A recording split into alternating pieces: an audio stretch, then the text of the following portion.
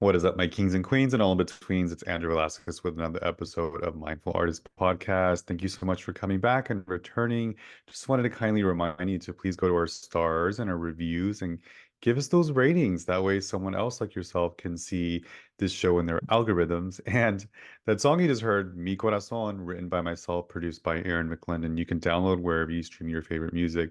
And for today, another episode of your one-stop shop, all things mindfulness, creativity, spirituality while being an entrepreneur. I have another amazing special guest, you guys. It's been such a long time coming. Superstar, legend himself, Armen Ra, you guys. Let's give it up. Oh my goodness. Bravo. Thank you for being here. Beautiful. How are you? Stunning. Thank you for having me. I'm doing great. Thank you. Yes. Yes, yes. You guys, so I'm gonna give Armen Ra the perfect intro and respectable bio that he deserves. So here we go. Theremin, virtuoso and designer, Armen Ra was born in Iran and spent his teenage years in New York City, where he was part of the infamous club kid scene and nightlife it boy, known for his beauty, wit, and classic Hollywood style. He worked as a model, drag artist, and was featured in Vogue, Amika, Glamour, New York Times, Village Voice, and countless other publications. He was hired by Madonna for her sex book release party and again in 1999 to appear at the MTV VMAs with the pop icon herself. Armin performed at clubs such as the Pyramid, the Boy Bar, Salon, Tunnel, the World, and regularly at the Wigstock Festival. As a jewelry designer, he designed and constructed pieces for such luminaries as Siouxsie from Siouxsie and the Banshees, Patti LaBelle, Dolly Parton, Patricia Field, and Todd Oldham, concluding the era with cameo appearance in the film Party Monster. Rob began studying the theremin in 2001, debuting with the orchestral group Anthony and the Johnsons in New York City. He soon began performing all over the US and Europe at private events and venues such as MoMA, New York City, Lincoln Center, Walt Disney Concert Hall in LA, Via Petrolo, Florence, Musée Rodin, Paris for the Dior Haute Couture Ball, the Broad Museum, United Nations, Weiner, Konzer. I'm probably butchering all these names, you guys, and I apologize. Mozart's Vienna, CBGB's Knitting Factory, La Mama, etc., Joe's Pub, Boulder Museum of Modern Art, Lincoln Center, the Gershwin Hotel, Deitch Projects, and toured with Nick Cave, an award-winning documentary film titled When My Sorrow Died, The Legend of Armen Ra and the Theremin chronicles his life and career. Armen plays on the debut album of Sharon Needles, Ariel Voltaire album, Raised by Bats, Selena Gomez revival on the track Me and My Girls. Gwen Stefani's album, This Is What the Truth Feels Like, on the track Naughty, on Blue Madonna album on the track Supernatural, Mark Allman's album Bury It, Derek's album The Phoenix 2020, and The Vortex 2022, hailed as one of the best. Can you say that for me, Armin? There, Thereminists? Thereminists. Thank, Yes. thank you. Tongue Thank you, twister. beautiful. Hailed as one of the best thereminists in the world and the highest paid theremin artist in history. His discography includes the albums Armen Ra Plays the Theremin, Theremin Classique, Theremin Amérique, The American Songbook, Theremin Christmas, Theremin Dysmorphia, Sacred Meditation, and the single Cold Song by Henry Purcell. Armin Ra resides in Los Angeles, where he continues to teach and record and perform at high exclusive private events globally. Welcome, welcome. What a bio. How does it feel to hear like your accomplishments and your story and just a little bit of it? Because there's so much more to you than the theremin and everything else. It's a somewhat of a strange feeling hearing it. Um, Especially as I butcher a lot of the names. So I apologize for yes, you that. did. Uh Lots of fancy names, Andrew. yeah, Um, you're way fancier than me. I'm just a well, little boy from East LA. it's strange to hear all of that. I have visuals with, every kind of venue, and obviously there's a lot more, but I've never spent very much time uh, carving out what happened in the past. Even the documentary really just covered like a third of my actual experience because I like to keep things in the present. Yeah, sure. Um, I'm entertained by the past. Um, it was a lot of fun and a lot of work, and so many incredible people who I was fortunate enough to know and who supported me and championed me from the beginning in New York, including my family, who I'm very close to, and my family were classical musicians themselves. So Very cool. that really had a big influence on me. Mainly, my aunt, who is a well-known opera singer. Um, she was like my first idol. I I didn't wanted know that. What's her. her name? Her name is Shake Makarian, Ooh, and she sang beautiful. at the Royal Opera in Iran. Um, so she would always take me there, and from a very young age, and dress rehearsals. She taught piano and voice at home. My mother Yeah. was also a concert pianist. My father played the saxophone. Um, It was all so around you. it really was. And then they also listened to music, many different types of music, lots of jazz and Yeah. blues and uh, obviously classical music, obviously Armenian music, Persian music. We Yeah. had radio back I was in Iran in the 70s. Um, Yeah. so we had the American radio station that also played whatever was happening in pop music in America. Yeah. So there was constant music in my childhood. That's so cool and beautiful that it was art was just around you. It was all around your environment, and it was inevitable that you were going to be some form of artist, and you are that multi-medium artist that since I've known you. I mean, just to give everybody a little backstory, like we met at Mac Cosmetics at the Glendale Galleria in the basically the other like uh central Armenian community, central place of all of the world. Like that's basically the next little Armenia. And I just fell in love with you from the beginning. You have this energy and this light and this essence that is otherworldly and beyond of just like one human species. That's really the only way I can describe it.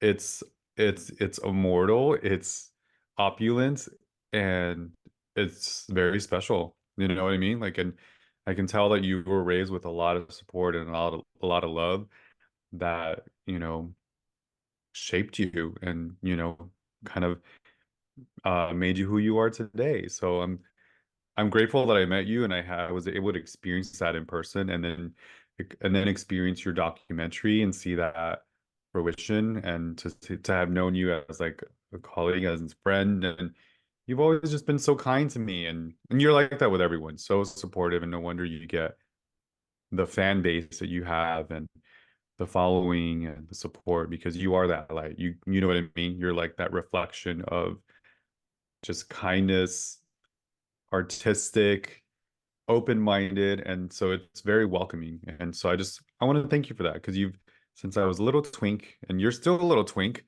you you embraced me and kind of, just always supported me too. So I want to thank you for that. And I'm sure like you get that from a lot of people because you're very special and kind and giving and warm. So how does that feel when you get, because you have like a huge following. How does it feel when they come to you with like the admiration and um what you do for them because you inspire so many people? Honestly, it's very humbling. Um, I don't see myself in the way others see me. Um, I think many true artists are that way. I also want to thank you for being so kind and generous to me. Um, My I pleasure. I was always very impressed by your talent. Oh, I loved watching you work because you were so flawless and so fast. um, oh, that means a Makeup lot. for Thank me, you, babe. no, really, you were also a beacon and shining light in at that location. Thank you. And you made it easy for me to be in that space because perfect example of an artist's life. You know, I had just moved to Los Angeles and I didn't know anyone. And somehow I got a job at MAC at the Glendale Galleria, which was Yes. challenging to say the least. Yeah. Um, what made it bearable though was all the nice people we worked with. That particular group that we were a part of, everyone was so kind and Yeah. talented and down to earth. Um, and I really felt supported. I still talk to many of the people that Yeah. we worked I with, love that. It was and a special bond. It was one it of was, those unique moments of synergy and just the energy that was in the environment, particularly from like management as well, that trickled down. yes. Um, it was special. A lot of special memories and good times and yeah, I'm very Lots grateful of for that. laughs too. You were such a Yeah. jokester. You would always like uh, I am a joke me clown. out of my seriousness, you know. Yeah.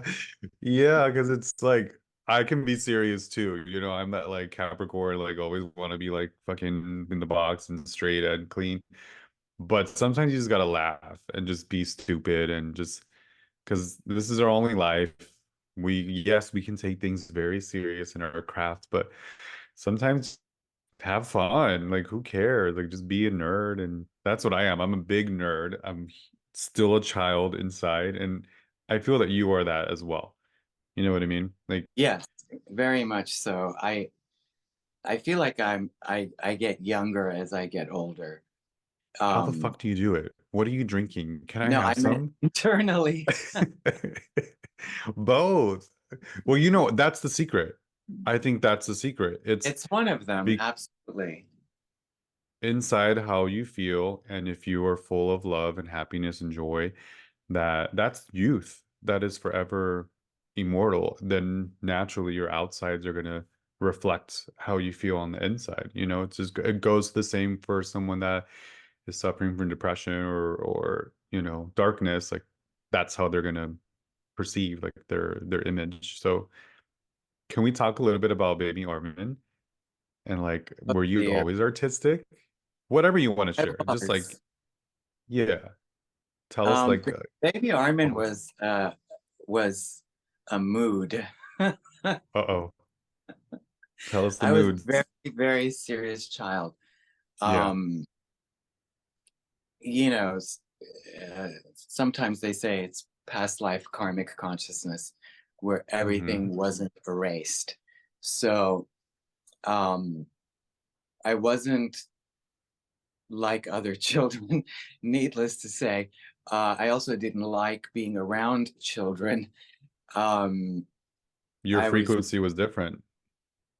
it was, and um, things weren't erased. I came in with, I guess, information and knowledge and baggage from possibly a previous life, Hmm. allegedly.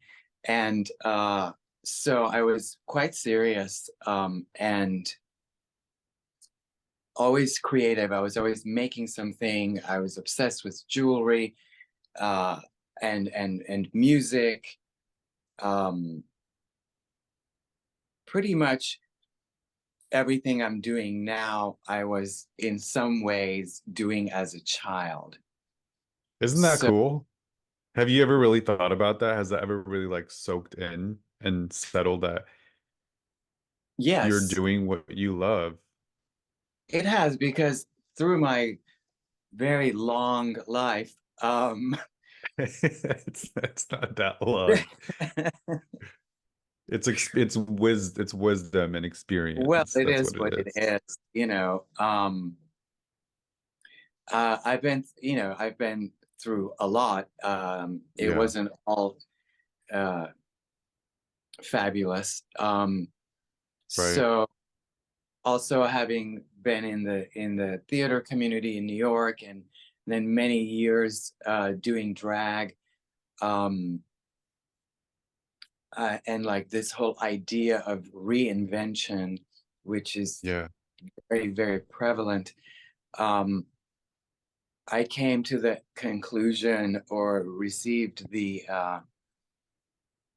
communication of uninvention, uninvent Hmm. yourself, Okay. which led me to not do drag, be myself, Yeah. and um, go back to the things that brought me joy as a child, which was jewelry and music, and beauty, and tarot and paganism and all this kind of stuff that I kind of left in that heyday of New York. I mean, not completely, but Yeah. I was very young when I moved to New York.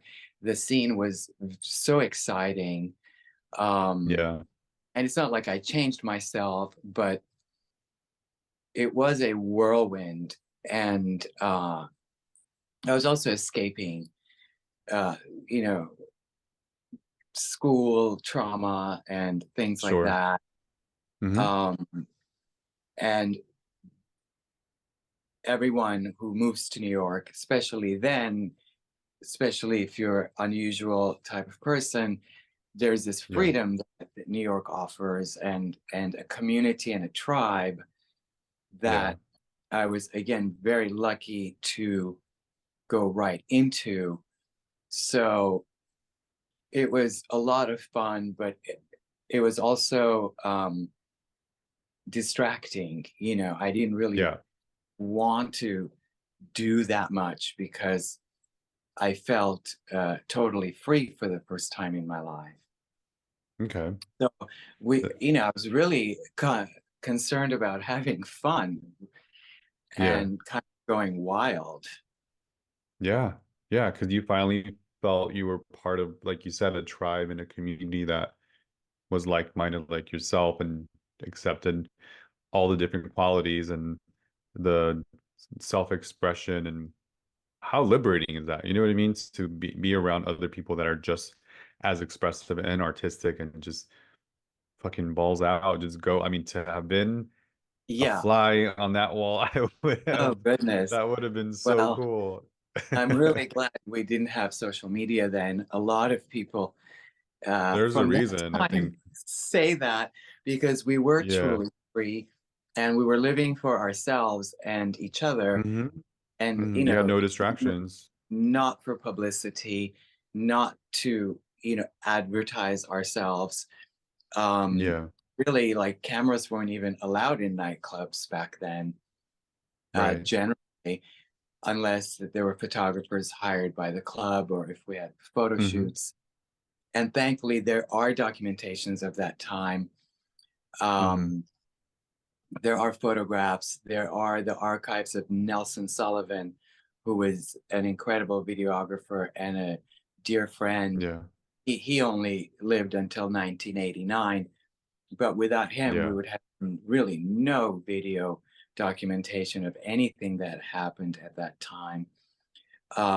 And again, there was a freedom that is just not available now, and we Yeah. were very much in the moment, because that was what was happening. The moment was it wasn't, there was no social media. So that Yeah. changes everything, because we didn't have to stop and take pictures or stop and video ourselves and wonder who's going to like us and who's not going to like us. We had our own little, microcosm of the world, and we were able to work and socialize and have fun, run around completely insane, Yeah.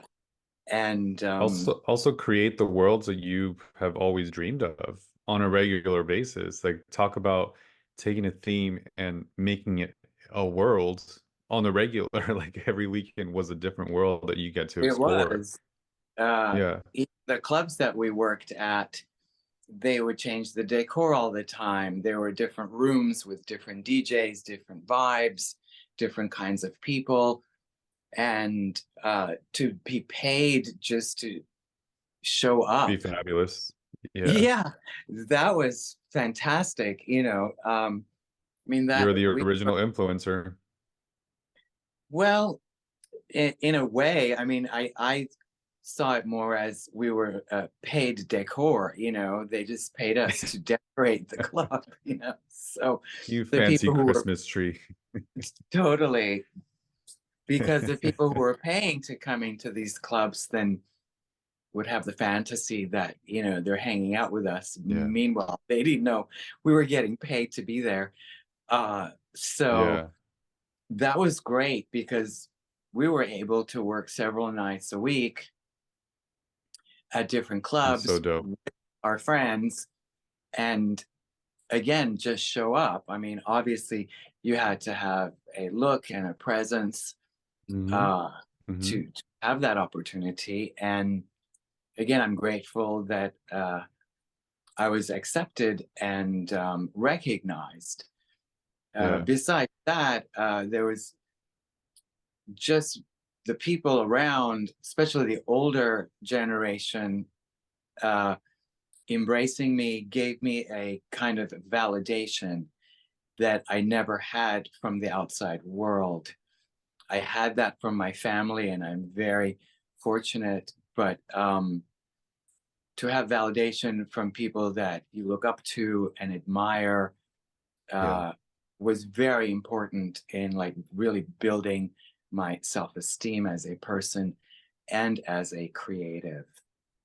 Oh, yeah, no doubt. They felt it. They saw that essence. They knew you were going to be something big and special. So, yeah, I can definitely see a more wise, mature person gravitating towards you when you were young and, maybe mentoring you and just giving you that validation that you needed to pursue. I love Yes, that. Thank you for and, sharing that. thank you. Well, thank them really. Hmm. And it's not so much that people saw that I was going to be great one day. They thought I was already great, or Hmm. worthy, of their attention and their Hmm. protection and guidance. And again, it was in the moment. Yeah. Um, Society was different, and so they were angels. They really Yeah. were angels. And I'm forever grateful to all of them. I love that. That's so beautiful.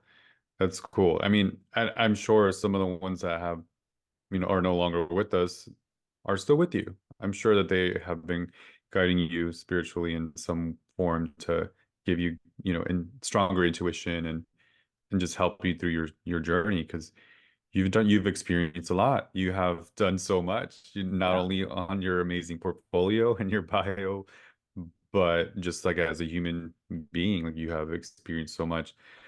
Let's talk about the theremin. When did that happen and how and when did you discover that beauty? Because it is such a unique instrument and it's so Armen Ra too, because you're all about energy and it's like it's and no wonder you are the most high sought out thereminist and highest paid. Like it just makes sense because you were born to do that. Does that make sense? Like when did that happen? It makes sense now. I always said I found something as strange as I am, um, because it is indeed a very strange instrument. it was invented in 1920. Meanwhile, people still don't know what it is. People are still amazed by it. So I had It's known magic. about it. Really is magic, and again, in the right hands, it can be very transformative and emotional, Good point. and a beautiful experience for others. Uh, I had known about it just through, being someone who was very interested in the 20s and in music. I knew that this instrument had existed, but I didn't really know they still produced them. So Yeah. as soon as the internet was born, I Yeah. first thing I did is I put in Theremin and realized that they were still being produced by the Moog company, several others, but mainly by Moog, who is known for their synthesizers. So Being cool. Theremin was the first synthesizer because it's the first electronic instrument. I did not know that. So you're getting Yeah. history, you guys. Listening to that, 1920s, the original Hollywood. Let's get that straight. Yes, And and and it's still being produced, and it was one of the first, I guess, acoustic instruments. Is that what you just said? Sorry, it's I'm saying actually that. the first electronic instrument, There and you it go. was invented by a Russian physicist named Leon Theremin. So Um, cool. so it did come out of Russia. Yeah. I love that. Yeah. It's also So I mean, the only instrument that's played without touching, which is yeah. part of what confuses people and what is also makes it very magical and very difficult to play. Yeah, I can imagine. I can also imagine moods and your own energy and where you're at that particular moment, that it can sound different if like if your mood's kind of like off. I mean, I know it's based off of like your hands energy and the distance of where you place it, but I feel like even the human heart essence, the spirit can affect it, I don't know, in a sense. Because I've seen you perform. I've seen you for a Mac show. I've seen you perform well, obviously at your documentary, and I feel like there's been some other venues. I don't know. I've always been a fan, so I'm always like following you wherever you go. Thank you. Um, and it is a very special experience to witness and see, and your posture and your pose, and you're just so stoic, and you're in it. You know what I mean? But do you feel that it can change based off your emotion and your moods? Absolutely. I could say that would be true for any instrument. Uh, True. Yeah. um, of course, one has moods, there's anxiety, there is pressure, um, Mm. depending on where you're performing, there's distractions. And no matter what I have gone through that day or what my mood is,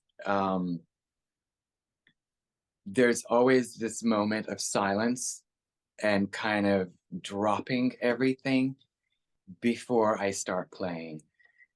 And Mm. that's very important. And again, I would assume that is true for most musicians or, the best musicians. Yeah. Um, I just felt that because, like right now, just you saying that, I just felt something in a good way, not spooky, just I really did. That was well, cool. everything has to be dropped, Yeah. because it's about the music. Regardless of what you're using, if you're singing or playing the violin or whatever, the theremin is just extremely difficult because your notes aren't there. Yeah. You're playing the air, you're pulling it out of thin air. So the ethereal aspect of it is also a dangerous kind of aspect of it where I have to be so well rehearsed and trained in Okay. order to be able to let go into the music and be able to play it with emotion and not like a robot. Right. There I has to be was this in, stillness before, like, the yeah. person, whatever's going on, everything. I have to take a deep breath and Okay. then just get, it's like walking a tightrope, really, without a net. So, um, but for me, and I always look down because then one becomes the music. Mm, I enter into the music itself and become part of it as opposed to I'm playing it. mm, I love that. So do you have a ritual or a practice that you put in place before a performance? I know that you obviously have breath work and you possibly meditate, I imagine, and you I don't know, like is there something that you say or a chant or it sounds like you kind of reset yourself as a vessel, you know? I do. Days that I perform, I just have to be as calm as possible. I Okay. like to in silence. That's not always the case, but most of the time I'm hidden away. I don't want to socialize. I don't want to talk to people. Makes Uh, sense. You're protecting your energy. It's like a yeah, healthy boundary. Absolutely. yeah. And putting makeup on before a performance, that's like part Yes. of the ritual. Yes, It's kind of absolutely. like a war paint because I am alone going out onto this stage and I have to deliver, So Hmm. the silence is very important. I do meditate. I do a lot of breath work just to keep my nerves calm because Hmm. there's also like excitement and Yeah.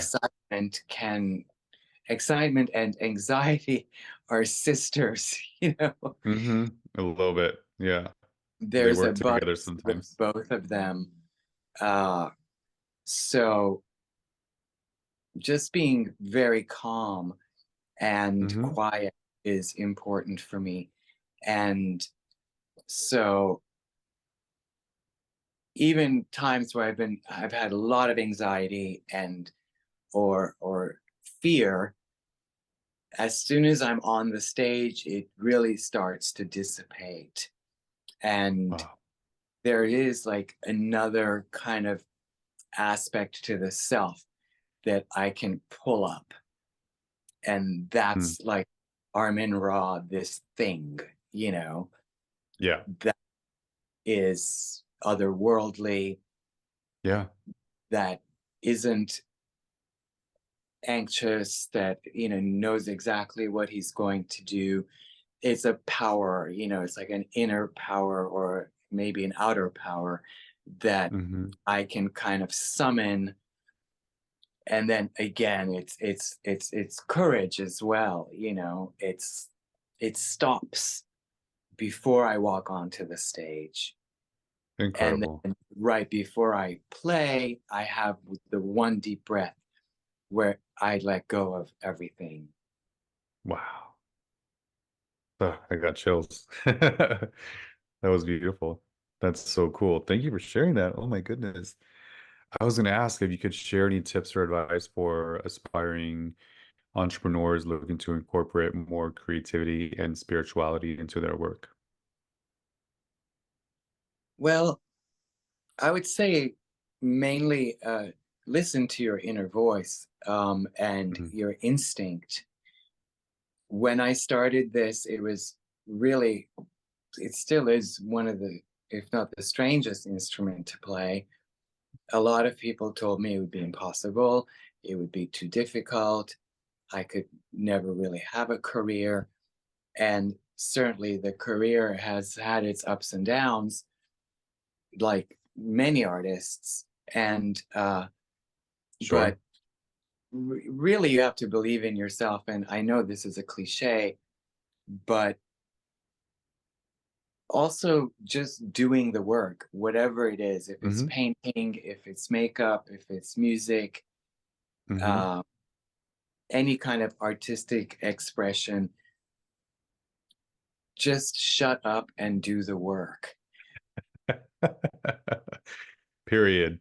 I love it. Really, especially now, there's so much emphasis on success and fame and Right. notoriety, and Right. I believe that poisons art.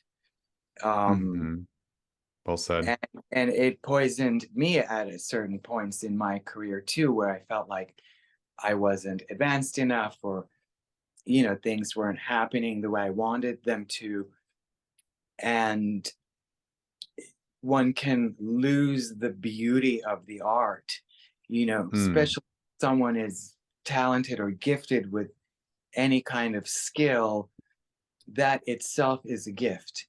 So the gift Yeah. has to be respected and cultivated and shared Nurtured. Hmm. Yeah. and cultured. Like a voice has to be cultured, craft and talent has to be cultured without this kind of ulterior motive, or Right. without this expectation that this needs to make me rich and famous. Uh, Sure. if that happens, great. Um, if it doesn't happen to the level that you might have projected, you still continue to do the work, because again, Right. it's still a gift. Outside Hmm. validation is not where it's at. Yeah. And Harmon, how do you measure success in both your creative and entrepreneurial pursuits? And do they ever overlap in any way? Um, I don't really think about it. Valid. For I'll take it. me, things just kind of roll. Yeah. Um, I find the more I meditate, the more humility, Hmm. um, the more I take pressure off of myself as an artist, the easier things flow. Mm. Because if your energy is uh, dissatisfied, or if ambition is too strong, I think again that can poison art, Right. and Well or said. bring things that you didn't know, bring you situations that you thought you wanted, but then when you're in them, it's not, it corrupts the art. Yeah. It turns it into a commodity, which, and yes, we all would like to make a living from what we do, but that can't be the main focus. I've learned this along the way. Absolutely. Um, I was much more ambitious in the beginning of my career, and I was obviously younger, but all of the grace and good fortune that came did come out of nowhere. In my Mm. Mm. experience, I didn't go get all these things. Mm. I just practiced for hours a day, and opportunities did and still do come seemingly out of nowhere. And I believe that's kind of an energetic Yeah. attraction, Yeah. because But if you're absolutely. calm, confident, then your energy Hmm. is open. Yes, Hmm. people will grasp and claw at success and maybe attain it, but there is a vulgarity to ambition for me. Mm. Yeah, no, it's less distractions, determination, doing the work, and having that drive that you just never let go, right? That's like, Well, yes, and appreciating the gift, yeah, appreciating the work, enjoying the practice, enjoying the um, practice, whether period. it's Yeah. spiritual, or it's an instrument, or it's painting, or Hmm. makeup. One has to enjoy it. You have to do it for yourself.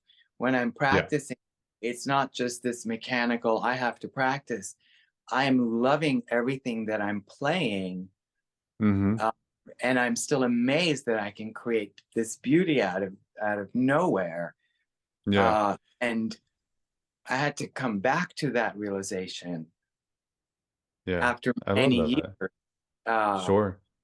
and some of it is communicated, to me.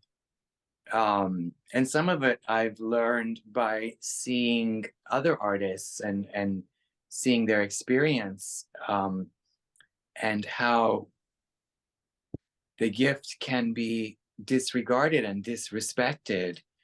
And in turn, that gift can become kind of a nightmare and destroy you Yeah. Yeah. if That it's definitely not makes sense. respected and if it gets tainted by materialism. Yeah.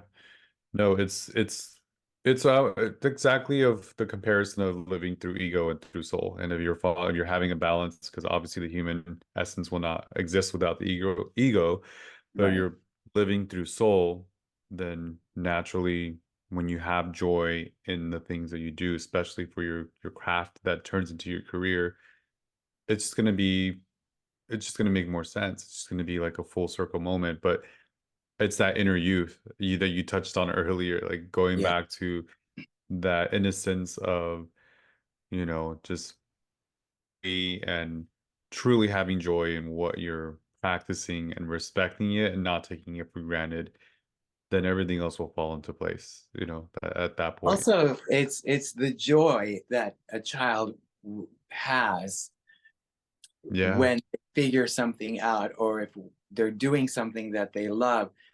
It's the joy and the innocence. Innocence is very important, Mhm. because it's the excitement of like, wow, That look at what spark. I do. And Yeah.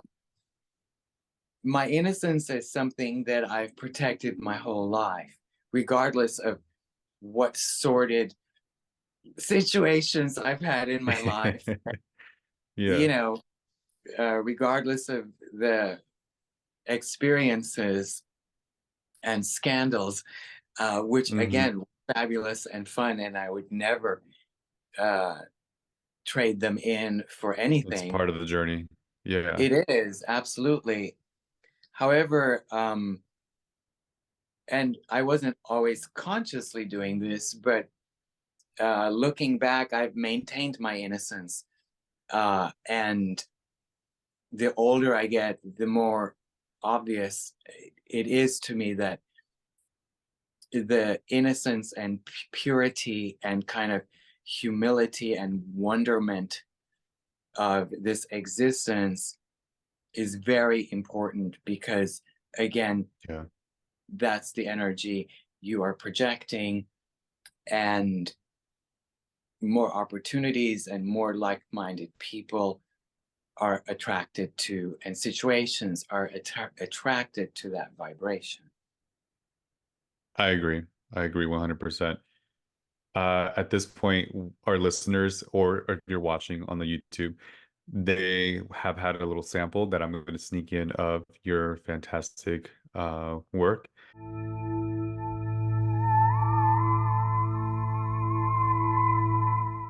And I wanted to ask, are you currently reading any books, or you have a favorite book that you want to talk about from the past? The library is open! Because reading is what? Fundamental. There you have it, darling. Well, yes, I'm usually reading about Hinduism and Cool. non-duality. That I have been Yes. drawn to those teachings from a very young age. Um, Is there a the specific book that teachings, you'd like to you name out? I mean, if I had to have one book for the rest of my life, it would be "I Am That" by Nisargadatta Maharaj, who is one of Hey. the greatest Hindu masters. There's also the writings of Ramana Maharshi, Krishnamurti, the poetry of Khalil Gibran, who was a Lebanese poet, the Sufi poet Tagore. These are all in that of like I love Hinduism it. and Vedantic kind of teachings. So they can be very, you know, they challenge the mind and the ego. Yeah. And for me, it's just always been, they've always brought me a lot of comfort. For some people, it may be too A little abstract, avant-garde, right?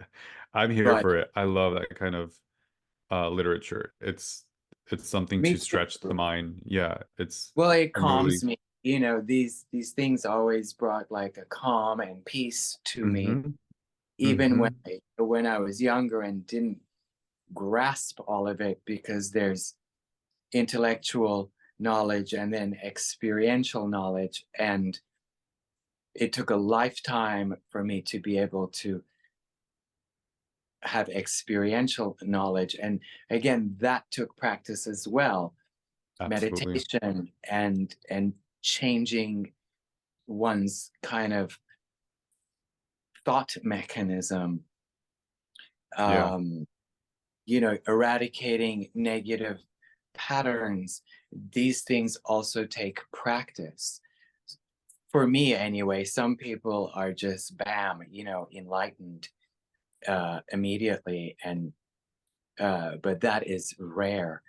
Also Eckhart Mhm. Tolle, you know, he's kind of like a Western version of these Okay. masters, because it's the same kind of information Philosophy. Yeah. and philosophy, and it's a lot of words saying almost nothing, you know, and that's part of the duality of non-duality, Yeah. Yeah. because it's a lot of words explaining kind of nothingness and everything. I So totally get it. it's I know hard to kind of explain or talk about I know unless, I understand. It's something that I'm really fascinated by, and this is a new segment that I have on season 2 for Mindful Artist podcast, and that's exactly why I wanted to create this space, because I do feel um without creativity or spirituality, for me they work hand in hand. You know what I mean? Like that's why literally the title of my book is Love is Art, Art is Love, because I can't have one without the other. Like it's a full moment for me. And as I was researching podcasts, there was no space that had something like that. So I found this void, and I wanted to have that voice for other creatives like yourself that have pursued their passions or careers but have been spiritual throughout that whole journey. And I think that is probably why you have been so successful in where you're at, and why you've had such a, you know, like such great guidance through that, because you are humble and you are practicing mindfulness, and I think that's very important. So that's why I wanted to have this segment of the library is open to share a book, and that's what I call this segment. um I love that. Okay. yeah, So that book, it's a hefty book, and that I'm gonna put in particular, the description. yeah, it's called I Am That, and his name is very hard to pronounce. I've spent my whole life trying to get it right. It's Nisargadatta Maharaj. Ooh, that's a And mouthful. it is, I'm probably mispronouncing it still. Um, However, his particular kind of style is very direct and strong. In contrast, Ramana Maharshi is much softer and more is kind of taught through silence. There's many masters. There's the female master Ananda Mahima, who's also Okay. a part of kind of my group Of course. of Of uh, course. masters that have existed, you know, during our time. Love all that. of these people were alive in, you know, in the 20th century. So Yeah. now, thankfully, we have access to their writings. There's videos of them. Their books are much easier to find. And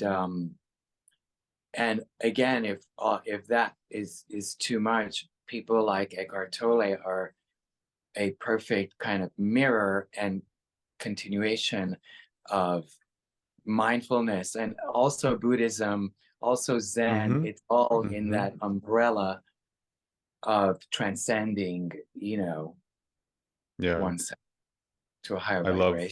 I love all that. Even like a little bit of Kabbalah, and they all kind of speak the same thing in different forms. And but it's They do a this is lot of it, yeah. different kind of cultures, you know. Mm-hmm. Um, Mm-hmm. it is all the one information, and even the essence of Christ for me has always been prevalent and important and strong. Not Christianity, not any Sure.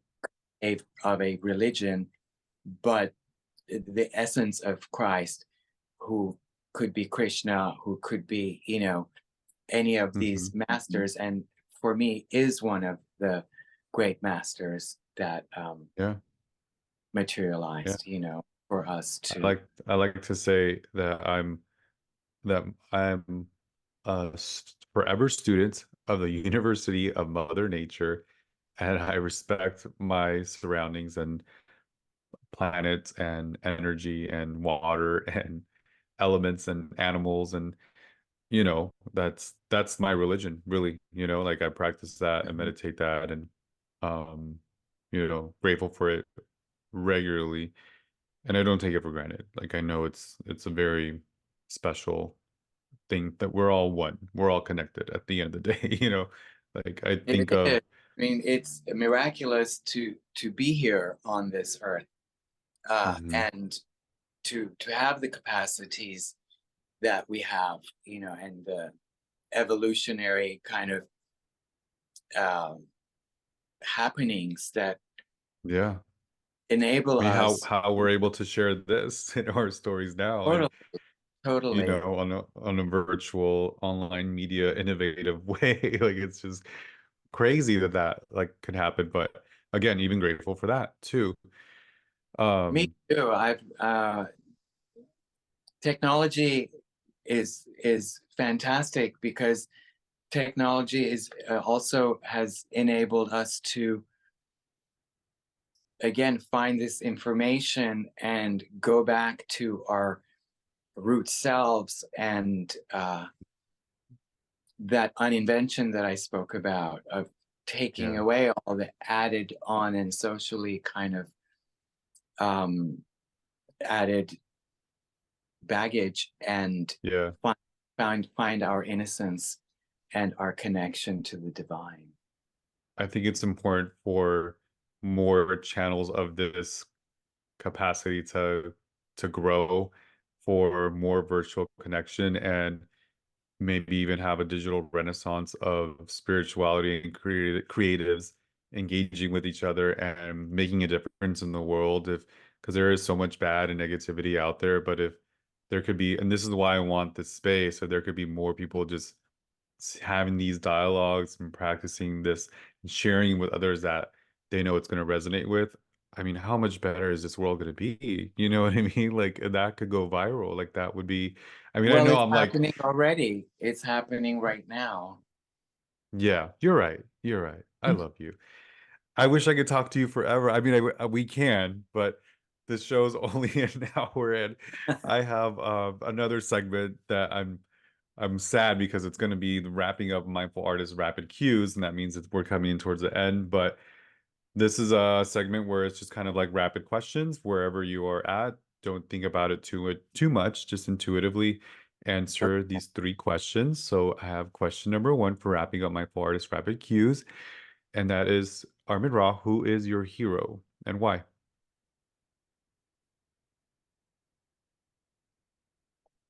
Hmm. Oh goodness.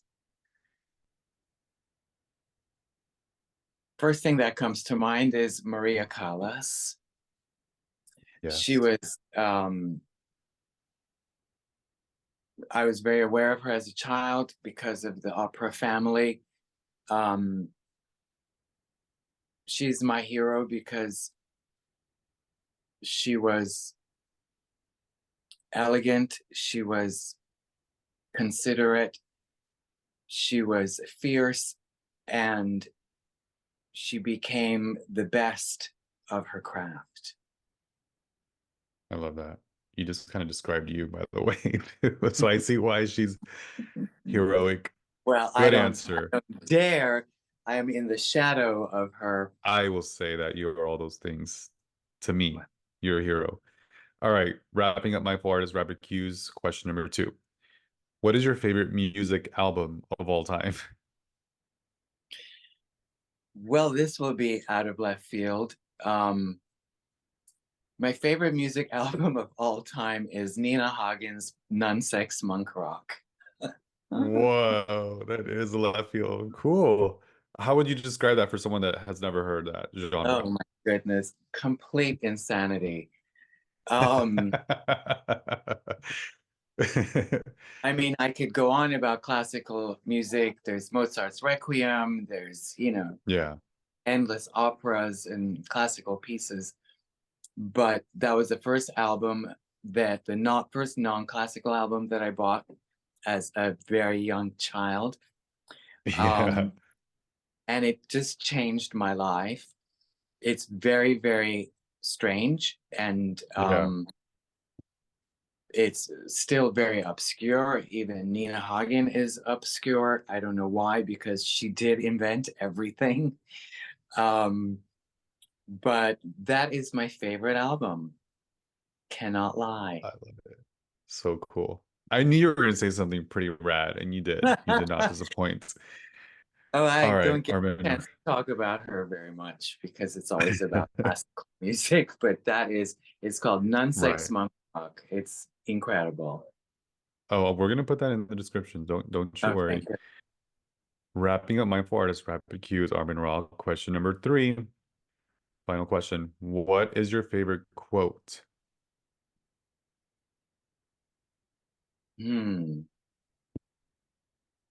I'm going to try and remember this correctly. It's one of my, can I say 2 or do I have to choose one? Okay. You can do 2. Well, You're special. it's always hard for me to remember. It's a quote by Orson Welles, where he says, "I am against posterity by principle. I find it almost as vulgar as success." Wow. And That's that was great. an answer he gave to an interviewer who asked him how he would like to be remembered. Very cool. Second favorite quote is by Marlene Dietrich, when she said, "I have been photographed to death." Yeah. I love that. Both good. I love that. Good job, Armen Ra. Where can we find you? Where can we support your craft and your art? All of the usual suspects, I'm on everything. So for the Just music, Armen. yeah, it's Armen Ra everywhere. There's Beautiful. Spotify and Apple and Amazon and YouTube and Instagram and Facebook and Bandcamp and TikTok, and I'm not all that I active didn't know you on were the. on TikTok. Oh my goodness. I'm Yes, gonna I'm follow on you. TikTok. I don't have, not very many followers because I'm not so much engaged with social media. I only kind of use it to put my work. Obviously, I throw in glamorous Sure. pictures here and there. Yes. But yeah, if want to hear the music, it is on all the streaming platforms. It's also all on YouTube for free, the albums and videos, and Go support your boy, you guys. Go go purchase something. Get an album. Get the Christmas album. We just had Christmas. Do you have any new music or projects coming up that you like to announce? Yes, I have a new album coming up. I've been Yes. on and off working on this album for a few years now. I did release a single last year, I believe, from that album, which is The Cold Song by Henry Purcell. So we're just wrapping up that album because obviously I have other people that I Congratulations. thank I you love that that. are, working on it with me. Yeah. And possibly another like little docu-series. Yes, girl. You better work. Something less dramatic as the No, bring on the drama. We love the drama. yeah, something a little less dramatic and more kind of personal. Okay. So That and I sounds cool. continue to teach. I have students. I do record for other artists, and Okay. again, I have several like private kind of events coming up that there's no use really advertising because they're private. Right. Yeah. And I like that space because it's less stress for me. But again, things come out of Mhm. thin air. So I'm But very excited to see what comes out of the universe. I am too. But basically, armenra.com, and I'll put that in the description. We'll have if you want to be mentored and have lessons, or if you want to purchase the jewelry, or purchase the music. All of it is housed in the same platform, I imagine. Yeah, I pretty much depending on what you're interested in. As obnoxious It'll as direct. it is, I always just say Google me. That should be your shirt. That's a good shirt. Uh-huh. And actually, I might be coming out with some shirts as well. But Yes, we love a yeah, good merch. I'll support that. I want to rock my Armen Ra merch. again, just different creative outlets and having fun doing it. Beautiful. I love that. Thank you. I appreciate you. I appreciate you. Thank you so much for being here with me. I wish I had more time. We'll have to have you back for another show maybe Okay. when you do come out with your album for sure. You guys, this is Armen Ra. Go follow, support, do all the things. Everybody out there, thank you so much for being here with us today. My kings and queens and all in between. This is another episode of Mindful Artist Podcast. My name is Andrew Velázquez. We have Armen Ra today. Make sure that you go subscribe and follow us on Instagram. Give us the stars, the ratings, the reviews. That song you're about to hear is called Mi Corazón, written by myself, produced by Aaron McLendon. You can download Mi Corazón wherever you stream your favorite music. And if you are a creative person that balances your life while being spiritual and an entrepreneur, email me at mindfulartist@podcastgmail.com. Maybe you'll be a guest as well. Until the next time, you guys, make an impact in somebody's life. Much love and light to you all. Armen, I love you. Say Bye, bye. John. I love you too. Mwah. Mwah.